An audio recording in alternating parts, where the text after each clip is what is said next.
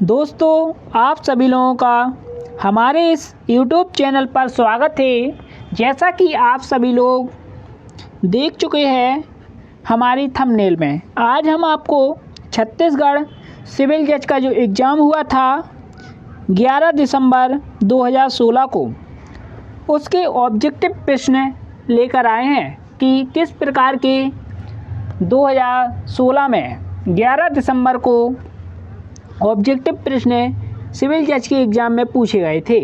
अगर आपने 7-8 साल पुराने सिविल जज के ऑब्जेक्टिव प्रश्नों को सॉल्व कर लिया तो आपसे आने वाला सिविल जज का एग्ज़ाम बहुत ही आसानी से क्लियर हो जाएगा।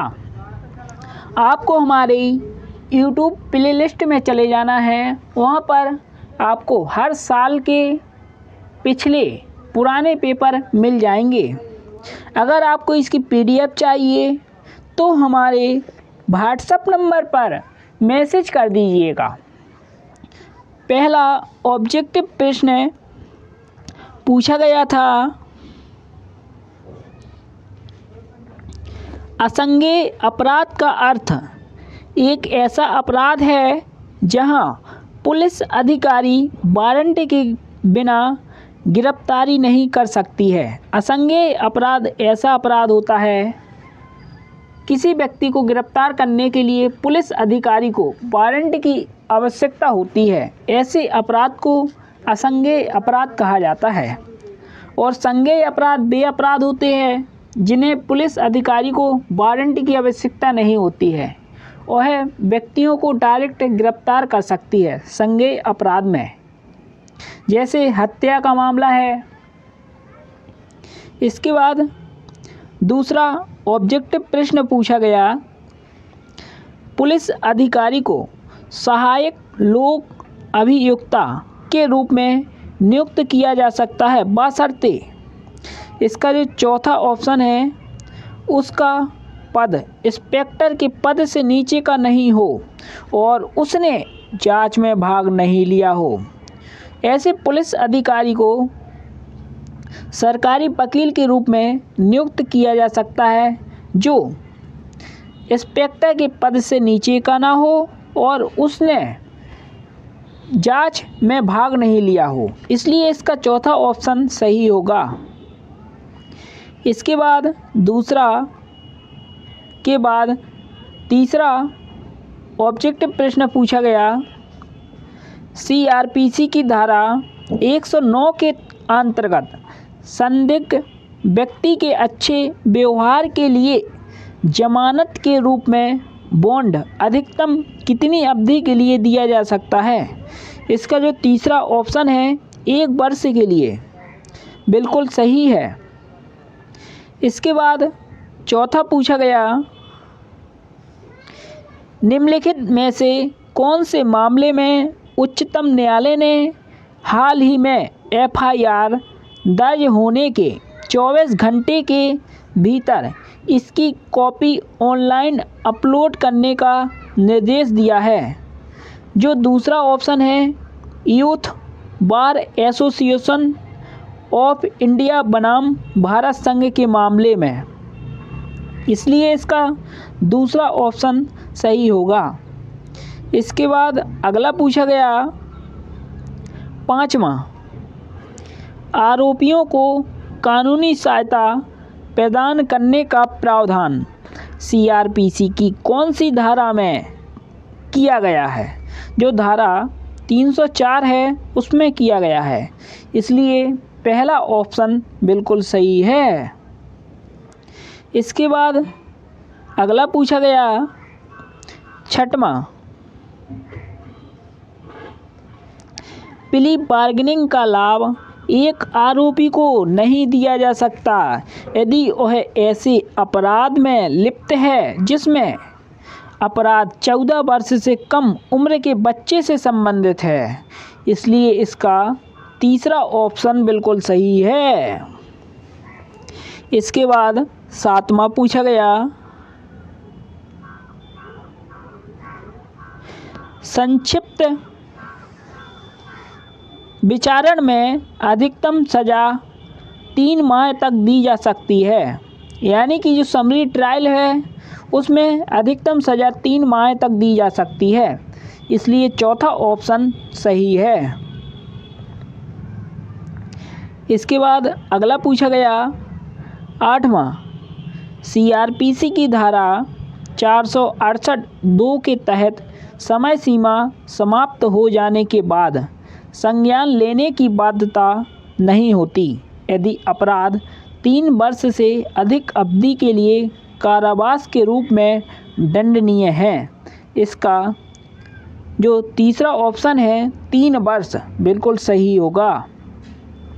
इसके बाद 9वां ऑब्जेक्टिव प्रश्न पूछा गया IPC किसके द्वारा तैयार किया गया था। IPC को तैयार किया गया था प्रथम विधि आयोग द्वारा। इसलिए इसका जो दूसरा ऑप्शन है बिल्कुल सही है। भारत के पहले विधि आयोग द्वारा IPC को तैयार किया गया था। इसके बाद अगला पूछा गया 10वां, आपराधिक मन स्थिति का सिद्धांत अपराधों के निम्नलिखित श्रेणियों में से किससे संबंधित नहीं है। इसका जो चौथा ऑप्शन है सख्त देयता यानी कि स्ट्रिक्ट लायबिलिटी, चौथा ऑप्शन बिल्कुल सही होगा। इसके बाद 11वां पूछा गया निम्नलिखित में से किस पर IPC लागू नहीं होती। इसका जो पहला ऑप्शन है जम्मू कश्मीर राज्य, लेकिन आज वर्तमान में जम्मू कश्मीर राज्य से धारा 370 हटने के बाद संपूर्ण भारत पर IPC लागू होती है। अब आपको जम्मू कश्मीर नहीं लगाना है, अब आपको ऑप्शन में दिया जाएगा संपूर्ण भारत। इसके बाद अगला पूछा गया 12वां, 7 वर्ष से कम आयु के एक बच्चे द्वारा किया गया अपराध नहीं माना जाता। इसे धारा 82 में बताया गया है। 7 वर्ष से नीचे का अगर कोई बालक है, कोई क्राइम करता है यानी कि अपराध करता है, तो उसे अपराध की श्रेणी में नहीं माना जाता। इसलिए पहला ऑप्शन बिल्कुल सही है। इसके बाद 13वां पूछा गया A नाम का व्यक्ति B को भड़काता है ताकि B C को Z की हत्या करने के लिए भड़का सके। परिणाम स्वरूप B C को भड़काता है, C Z की हत्या कर दे, C नाम का व्यक्ति Z की हत्या कर दे। सज़ा का भागीदार कौन होगा। तीनों सज़ा के भागीदार होंगे, A नाम का व्यक्ति, B नाम का, C नाम का व्यक्ति। इसलिए चौथा ऑप्शन सही है, A, B और C तीनों। इसके बाद अगला पूछा गया 14वां, इसे बलात्कार कहा जाएगा यदि एक आदमी एक महिला की सहमति या असहमति से उसके साथ यौन संबंध बनाता है। 18 साल से की लड़की के साथ अगर कोई व्यक्ति यौन संबंध बनाता है तो उसे बलात्कार की श्रेणी में रखा जाएगा। इसलिए चौथा ऑप्शन सही है 18। इसके बाद अगला पूछा गया 15वां, आपराधिक कानून अधिनियम 2013 में एक नई धारा 376D जोड़ी गई। यह किससे संबंधित है। डी यानी कि गैंग रेप, सामूहिक बलात्कार। दोस्तों इसका दूसरा ऑप्शन बिल्कुल सही है, सामूहिक बलात्कार। इसके बाद अगला पूछा गया 16वां, निम्नलिखित मामलों में से किसमें उच्चतम न्यायालय द्वारा IPC की धारा 377 की संवैधानिक वैधता को बरकरार रखा गया। इसका जो पहला ऑप्शन है सुरेश कुमार कौशल बनाम नाज फाउंडेशन, बिल्कुल सही है पहला ऑप्शन। इसके बाद 17 ऑब्जेक्टिव प्रश्न पूछा गया। सुब्रमण्यम स्वामी बनाम भारत संघ मामले में सुप्रीम कोर्ट का हाल में का फैसला किससे संबंधित है? जो आईपीसी की धारा 499 है और 500 से संबंधित है, इसलिए दूसरा ऑप्शन बिल्कुल सही है। इसके बाद 18 पूछा गया, आईपीसी की धारा 391 के अंतर्गत डकैती के अपराध के लिए आवश्यक व्यक्तियों की न्यूनतम संख्या क्या है? डकैती के लिए कम से कम 5 व्यक्तियों का होना आवश्यक है, इसलिए तीसरा ऑप्शन सही है 5। इसके बाद 19 नंबर का पूछा गया, निम्नलिखित में से किसमें व्यादेश इंजेक्शन से संबंधित प्रावधान उल्लेखित है? इसका पहला ऑप्शन बिल्कुल सही होगा। इसके बाद अगला पूछा गया 20 डिक्री के निष्पादन में निम्नलिखित में से कौन सी संपत्ति कुर्की के लिए उत्तरदायी नहीं है? इसका जो चौथा ऑप्शन है, वही खाते कुर्की के लिए उत्तरदायी नहीं है। इसके बाद अगला पूछा गया 21 नंबर का, गणेशी कौन सा एक व्यक्ति है? निर्णय ऋणी का ऋणी, जजमेंट डेबटर का ऋणी, इसलिए इसका जो तीसरा ऑप्शन है बिल्कुल सही होगा। इसके बाद 22 पूछा गया, अंतर्वर्ती आदेश यानी कि इंटरलोकेटरी ऑर्डर सिविल कोर्ट द्वारा जारी किए जाते हैं सिविल कार्रवाई की विचाराधीनता के दौरान, इसलिए पहला ऑप्शन सही होगा। इसके बाद 23 पूछा गया था, सीपीसी की धारा 80 किससे संबंधित है? जो इसका तीसरा ऑप्शन है, सरकार के खिलाफ मुकदमे की कार्रवाई के लिए नोटिस की आवश्यकता से संबंधित है, इसलिए तीसरा ऑप्शन बिल्कुल सही है। इसके बाद 24 नंबर का ऑब्जेक्टिव प्रश्न पूछा गया था, सिविल प्रक्रिया संहिता 1999 में संशोधित के तहत स्थगन की संख्या को 3 तक सीमित किया गया है, इसलिए इसका चौथा ऑप्शन बिल्कुल सही है 3। इसके बाद अगला पूछा गया 25 निम्नलिखित में से कौन अभिव्यक्ति डिक्री का एक भाग नहीं है? जैसा कि सिविल प्रक्रिया संहिता की धारा 22 के तहत परिभाषित किया गया है। इसका जो तीसरा ऑप्शन है, गलती के लिए बर्खास्तगी का कोई भी आदेश, इसलिए तीसरा सही होगा। इसके बाद अगला पूछा गया 26 नंबर का, सिविल प्रक्रिया संहिता की धारा 11 के प्रावधान किससे संबंधित है?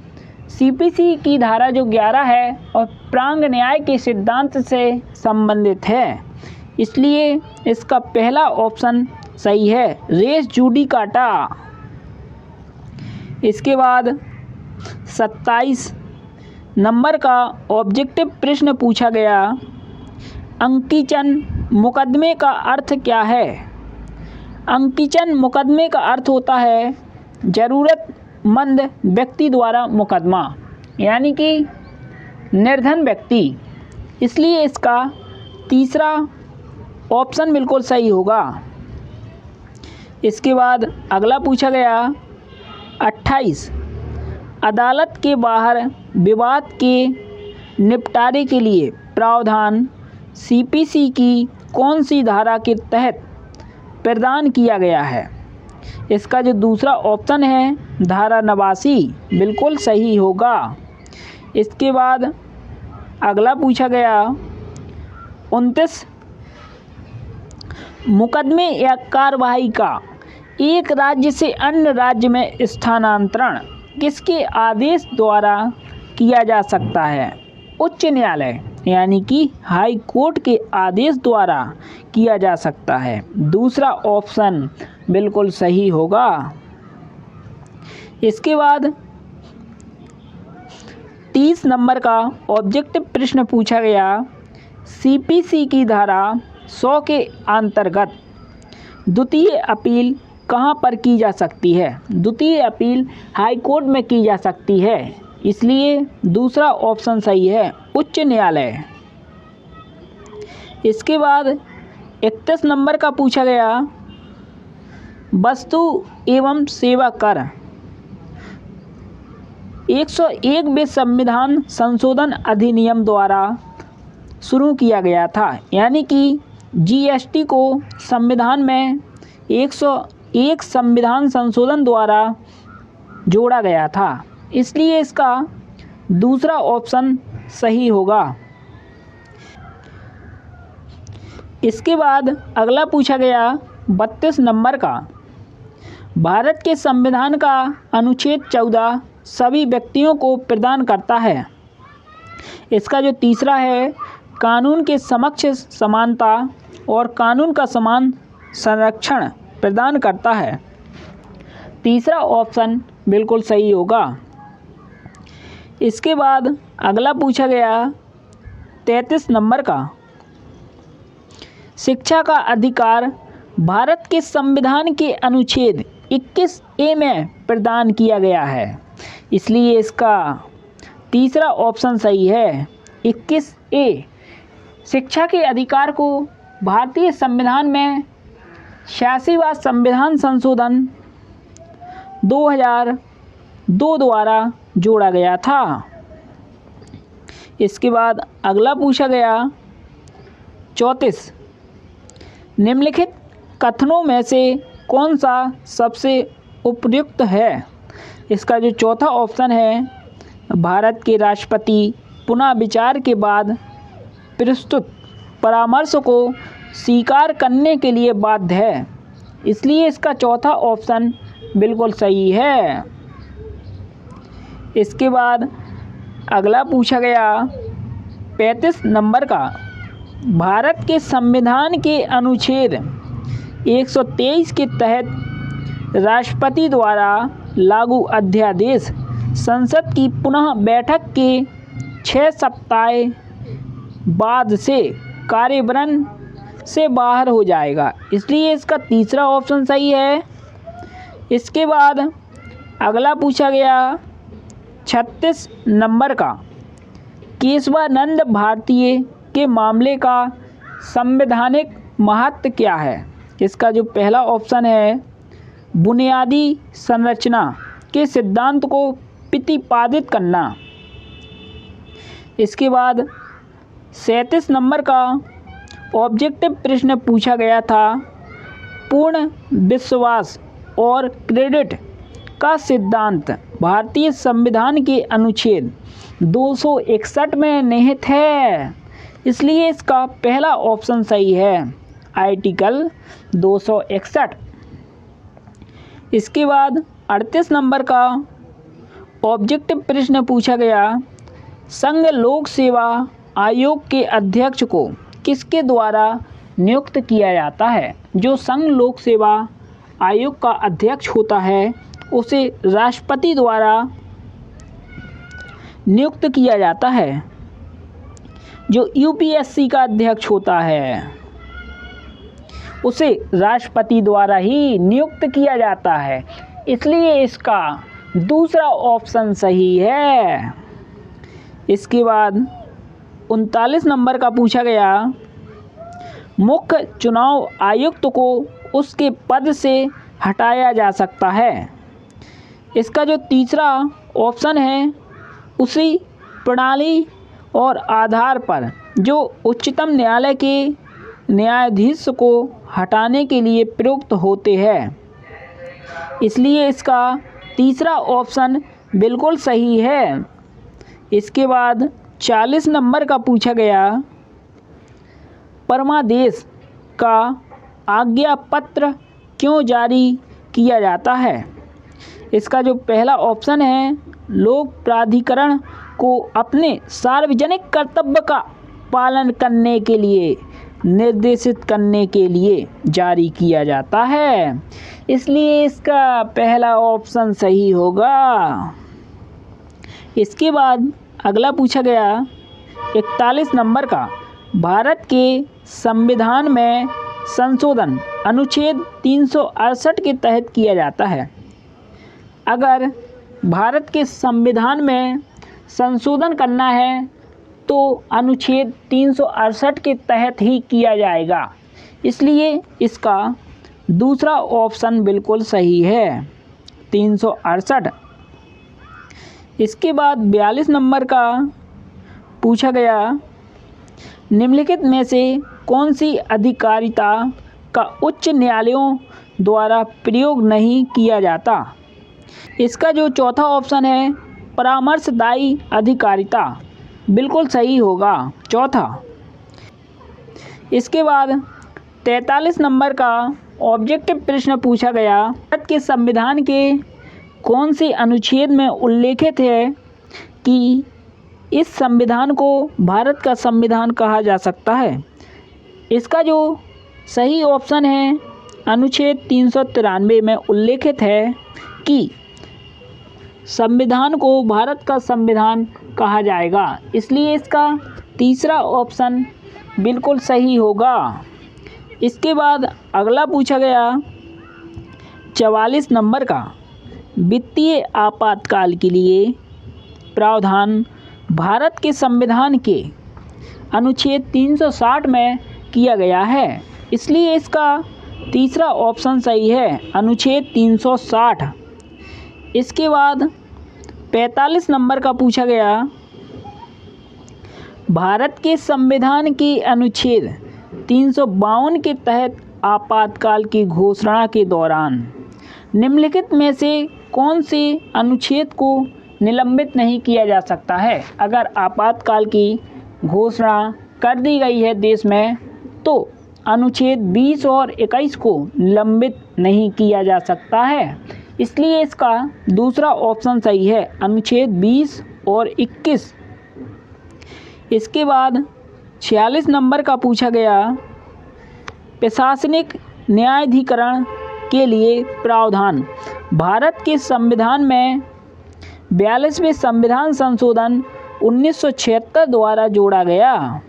इसलिए इसका पहला ऑप्शन सही है। इसके बाद 47 नंबर का पूछा गया था, निम्नलिखित भाषाओं में से कौन सी 8वीं अनुसूची का हिस्सा नहीं है? इसका जो चौथा ऑप्शन है, राजस्थानी और भाषा 8वीं अनुसूची का हिस्सा नहीं माना गया था। इसलिए इसका डी ऑप्शन सही है। इसके बाद अगला पूछा गया था 48 नंबर का, भारतीय संविदा अधिनियम की धारा 2H के अनुसार एक अनुबंध है कानून द्वारा परिवर्तनीय एक समझौता है। इसलिए चौथा ऑप्शन सही है। इसके बाद अगला पूछा गया 49, निम्नलिखित में से किस प्रकार के अनुबंध के लिए प्रतिफल की आवश्यकता नहीं होती है? इसका जो दूसरा ऑप्शन है, एजेंसी, बिल्कुल सही है। इसके बाद अगला पूछा गया 50, ए जो एक व्यापारी है, ए नाम का व्यक्ति एक व्यापारी है, बी के घर पर सामान गलती से छोड़ देता है। बी नाम के व्यक्ति के घर पर ए नाम का व्यक्ति गलती से सामान छोड़ देता है। बी सामान को अपना समझता है। बी नाम का व्यक्ति सामान को अपना समझता है। क्या बी भुगतान के लिए बाध्य है। बी नाम का व्यक्ति भुगतान के लिए बाध्य है। इसके लिए दूसरा ऑप्शन बिल्कुल सही है। हाँ, बी भुगतान के लिए बाध्य है। इसके बाद अगला पूछा गया 51 नंबर का, बीमा करार कैसा करार है। बीमा करार एक प्रकार का क्षतिपूर्ति का करार होता है, इसलिए दूसरा ऑप्शन बिल्कुल सही है। इसके बाद अगला पूछा गया 52, एक एजेंट द्वारा प्रधान के प्राधिकार के अंतर्गत नियुक्त व्यक्ति को क्या कहा जाता है। प्रतिस्थापित एजेंट, यानी कि दूसरा ऑप्शन बिल्कुल सही होगा। इसके बाद अगला पूछा गया 53 नंबर का, डेल क्रेडर एजेंट किसका प्रकार है। इसका जो दूसरा ऑप्शन है मार्केटाइल एजेंट का एक प्रकार है, यानी कि दूसरा ऑप्शन सही होगा। इसके बाद अगला पूछा गया 54 नंबर का, अनुबंध के मुख्य उद्देश्य के लिए आवश्यक शर्त जिसका उल्लंघन होने पर पीड़ित पक्ष को अनुबंध का परित्याग करने का अधिकार मिल जाता है, उसे कहा जाता है शर्त, यानी कि तीसरा ऑप्शन बिल्कुल सही है। इसके बाद अगला पूछा गया 55 नंबर का, ए ने बी से 10,000 रुपये उधार लिए हैं। ए नाम के व्यक्ति ने बी नाम के व्यक्ति से उधार लिए 10,000 रुपये। ए ने लिए है उधार बी से। ए ने बी को भुगतान किया और बी ने दावे के संपूर्ण समाधान के रूप में 7,000 स्वीकार किए। इसका अर्थ है क्षमा। ए ने भुगतान किया बी को 7,000 रुपये और उसने स्वीकार किए, तो इसका मतलब है उसने 3,000 रुपये क्षमा कर दिए, इसलिए दूसरा ऑप्शन सही है। इसके बाद अगला पूछा गया 56, पराक्रम लिखित अधिनियम 1881 में 1988 में संशोधन किया गया, जिसमें किससे संबंधित महत्वपूर्ण प्रावधान का समावेश किया गया था। इसका जो दूसरा ऑप्शन है चेक का अनादर बिल्कुल सही है, दूसरा। इसके बाद अगला पूछा गया 57, बैंक ड्राफ्ट के बारे में इनमें से कौन सा कथन सही है। इसका जो तीसरा ऑप्शन है यह बहुत कुछ एक चेक की तरह है, इसलिए तीसरा ऑप्शन बिल्कुल सही होगा। इसके बाद अगला पूछा गया 58 नंबर का, अपूर्ण साधन के बारे में इनमें से कौन सा कथन सही है। इसका जो दूसरा ऑप्शन है यह एक अपूर्ण या कोरा पराक्रम लिखित साधन है, इसलिए दूसरा ऑप्शन बिल्कुल सही है। इसके बाद अगला पूछा गया चेक के अनादरण के लिए आपराधिक कार्रवाई की शुरुआत करने से पहले अनादरण की जानकारी प्राप्त होने के बाद कितने दिनों के भीतर चेक प्राप्त को नोटिस जारी करना होता है। इसका जो सही ऑप्शन है दूसरा ऑप्शन सही है, 30 दिन। इसके बाद अगला पूछा गया 60, निम्न में से किसे सबूत नहीं माना जाता है। इसका जो पहला ऑप्शन है शपथ पत्र को सबूत नहीं माना जाता है, बिल्कुल सही होगा। इसके बाद 61 नंबर का पूछा गया प्रतिफल गवाह की साक्ष्य। इसका जो सही ऑप्शन है चौथा, सावधानी पूर्वक विचारित होती है और संपुष्टि होनी होती है, इसलिए चौथा ऑप्शन बिल्कुल सही होगा। इसके बाद 62 नंबर का पूछा गया प्राथमिक सूचना रिपोर्ट, यानी कि FIR के बारे में इनमें से कौन सा कथन सही है? इसका जो पहला ऑप्शन है एक ठोस सबूत नहीं है FIR, पहला बिल्कुल सही है। इसके बाद 63 नंबर का पूछा गया था, स्वीकृति क्या है? स्वीकृति एक प्रकार का निर्णायक सबूत नहीं है, लेकिन विबंध के तौर पर काम कर सकता है, इसलिए तीसरा ऑप्शन बिल्कुल सही होगा, तीसरा। इसके बाद 64 पूछा गया, निम्न में से कौन से मामलों में वीडियो कॉन्फ्रेंसिंग की अनुमति दी गई है? इसका जो चौथा ऑप्शन है पोल्स्की बनाम कुंड नष्ट प्रकाशन, बिल्कुल सही होगा। इसका चौथा ऑप्शन में वीडियो कॉन्फ्रेंसिंग की अनुमति दी गई है। इसके बाद अगला पूछा गया 65, निम्न में से कौन से मामलों में व्यक्ति का चरित्र प्रासंगिक होता है? इसका जो चौथा ऑप्शन है दीवानी और आपराधिक मामलों में, इसलिए चौथा ऑप्शन बिल्कुल सही होगा। इसके बाद 66 नंबर का पूछा गया, साक्ष्य अधिनियम के कौन से प्रावधानों में इलेक्ट्रॉनिक अभिलेख से संबंधित सबूत के लिए विशेष प्रावधान जोड़ा गया है? इसका जो पहला ऑप्शन है धारा 65A और धारा 65B में जोड़ा गया, इसलिए पहला ऑप्शन बिल्कुल सही है। इसके बाद अगला पूछा गया 67, चुनावी याचिका में प्रमाण की जवाबदेही किस पर होती है? इसका जो दूसरा ऑप्शन है चुनाव को चुनौती देने वाले व्यक्ति पर, बिल्कुल सही है। इसके बाद अगला पूछा गया 68, साक्ष्य अधिनियम की धारा 113B किससे संबंधित है? जो इंडियन एविडेंस एक्ट की धारा 113B है और दहेज से संबंधित है, दहेज हत्या से संबंधित, इसलिए तीसरा ऑप्शन सही है, दहेज हत्या। इसके बाद अगला पूछा गया 69 नंबर का, सबसे उचित वक्तव्य चुने, यानी कि जो सही है उसे टिक कीजिए। इसका जो तीसरा ऑप्शन है विवाह के दौरान जन्मे बच्चे को वैध बच्चा माना जाएगा जब तक कि इसे गलत नहीं ठहराया गया है, इसलिए तीसरा ऑप्शन बिल्कुल सही है।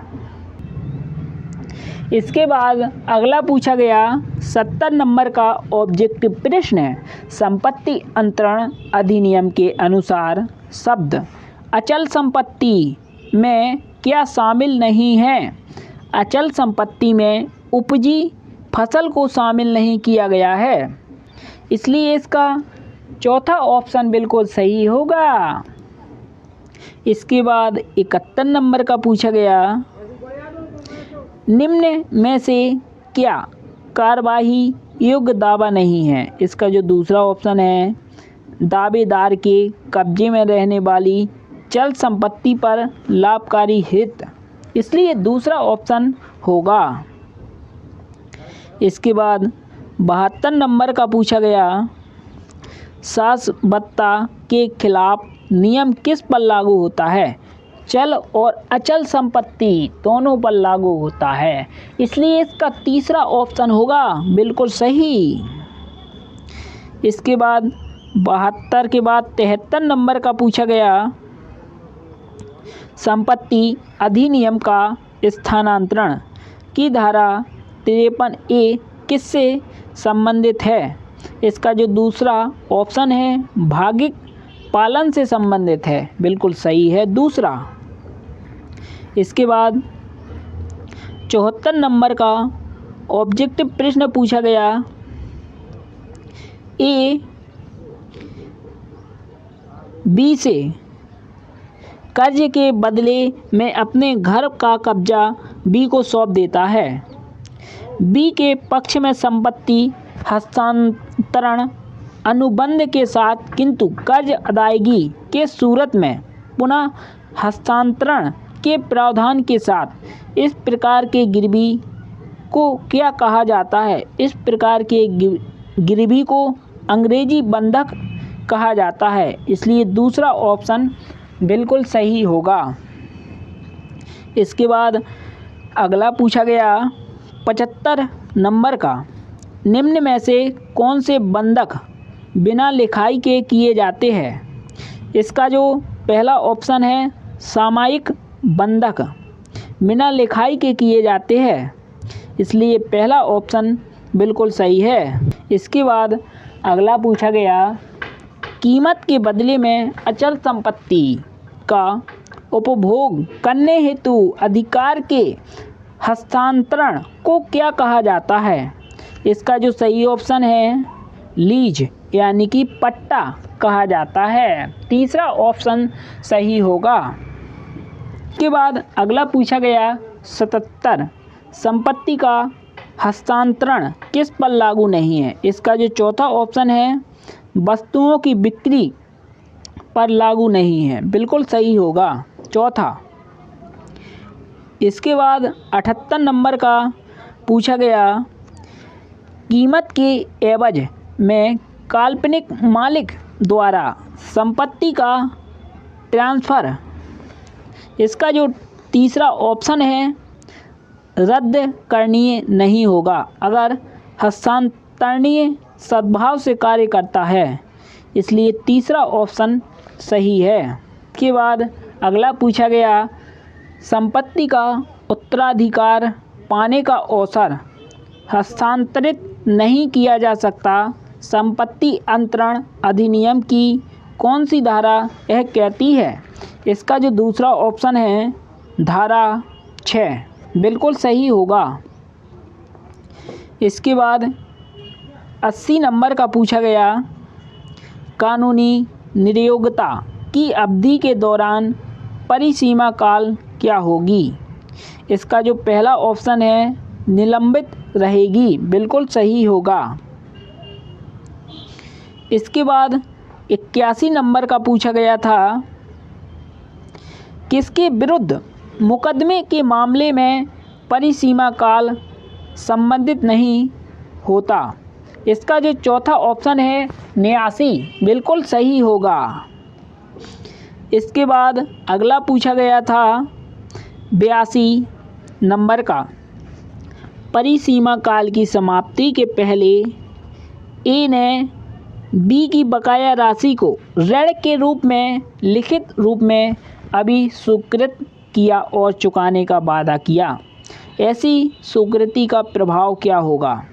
इसका जो दूसरा ऑप्शन है ऐसी अभी स्वीकृति की तारीख से नए परिसीमा काल का आरंभ होगा, बिल्कुल सही है दूसरा ऑप्शन। इसके बाद 83 नंबर का पूछा गया निम्न में से कौन से दस्तावेज के लिए अनिवार्य पंजीकरण आवश्यक है? अचल संपत्ति के उपहार के साधन, इसका पहला ऑप्शन सही है। इसके बाद 84 नंबर का पूछा गया पंजीकरण के दस्तावेज कहाँ प्रस्तुत किए जा सकते हैं? इसका जो चौथा ऑप्शन है बिल्कुल सही होगा। इसके बाद अगला पूछा गया 85 पंजीकरण अधिनियम की धारा 32 के तहत दस्तावेजों के पंजीकरण हेतु पंजीकरण चाहने वाला व्यक्ति उपस्थित होना ही चाहिए, इसलिए पहला ऑप्शन बिल्कुल सही है। इसके बाद अगला पूछा गया 86 विशिष्ट राहत अधिनियम की धारा 6 के तहत अचल संपत्ति के कब्जे को फिर से प्राप्त करने के लिए मुकदमा दायर करने की समय सीमा क्या है? मुकदमा दायर करने की समय सीमा है 6 महीने, इसलिए इसका दूसरा ऑप्शन बिल्कुल सही है, बेदखली से 6 महीने। इसके बाद अगला पूछा गया 87 अनुबंध का विशिष्ट पालन संभाव्यता लागू नहीं हो यदि मुआवजा का पैसा पर्याप्त राहत है। दूसरा ऑप्शन सही होगा। इसके बाद 88 नंबर का पूछा गया, जब कोई साधन पक्षों की धोखाधड़ी या आपसी गलती के चलते वास्तविक अभिप्रायों को अभिव्यक्त नहीं करता, तब निम्न में से कौन सा समाधान उपलब्ध है। इसका जो तीसरा ऑप्शन है बिल्कुल सही होगा, साधन का अनुसमर्थन। इसके बाद 88 के बाद 89 पूछा गया, रख रखाव की बकाया राशि वसूलने के मुकदमे में न्यायालय शुल्क की गणना कौन से आधार पर होगी। इसका जो पहला ऑप्शन है दावे की राशि, बिल्कुल सही होगा। इसके बाद 90 दीवानी प्रक्रिया संहिता की धारा 89 के तहत विवाद के निपटारे हेतु न्यायालय मुकदमे के पक्षों को बुलाता है तो वादी न्यायालय शुल्क के प्रतिदाय के लिए पात्र होगा। इसका जो पहला ऑप्शन है बिल्कुल सही होगा। इसके बाद 91 नंबर का ऑब्जेक्टिव प्रश्न पूछा गया था, निम्न में से कौन छत्तीसगढ़ किराया नियंत्रण अधिनियम 2011 की धारा 2(1) के अंतर्गत आवास का हिस्सा नहीं है। किसी भूमि आवास का हिस्सा नहीं है, इसलिए इसका तीसरा ऑप्शन सही होगा, कृषि भूमि। इसके बाद 92 नंबर का पूछा गया, छत्तीसगढ़ किराया नियंत्रण अधिनियम 2011 के अंतर्गत किराया नियंत्रण अधिकरण के अध्यक्ष निम्न होंगे। इसका जो चौथा ऑप्शन है जिला जज, जो अतिकाल वेतन के रैंक से नीचे का है, बिल्कुल सही है। इसके बाद अगला पूछा गया 93 नंबर का, छत्तीसगढ़ किराया नियंत्रण अधिनियम 2011 की निम्नलिखित किस धारा में मकान मालिकों और किराएदारों के अधिकारों और दायित्व का वर्णन है। धारा 12, बिल्कुल सही होगा। इसके बाद अगला पूछा गया 94, छत्तीसगढ़ भू राजस्व संहिता के तहत कलेक्टर के आदेश के खिलाफ आयुक्त के समक्ष अपील दायर करने की सीमा विधि क्या है। 45 दिन, यानी कि दूसरा ऑप्शन सही है। अपील करने की जो अवधि है वह 45 दिन होगी। इसके बाद अगला पूछा गया 95, छत्तीसगढ़ भू राजस्व संहिता के तहत भू अभिलेखों का निर्माण, रख रखाव और संशोधन के विनिमय हेतु नियम बनाने की शक्ति किसके पास निहित है। नियम बनाने की शक्ति राज्य सरकार के पास है, इसलिए इसका पहला ऑप्शन बिल्कुल सही होगा। इसके बाद अगला पूछा गया 96, कोई भी व्यक्ति जो वैध प्राधिकार के बिना खदानों से खनिज का खनन करता या निकालता है वह छत्तीसगढ़ भू राजस्व संहिता के तहत दंड के रूप में न्यूनतम 25,000 का भुगतान करने के लिए उत्तरदायी होगा, यानी कि तीसरा ऑप्शन सही है, 25,000। इसके बाद अगला पूछा गया 97, निम्नलिखित में से कौन छत्तीसगढ़ आबकारी अधिनियम की धारा 2(8) के अंतर्गत आबकारी राजस्व में शामिल करने योग्य नहीं है।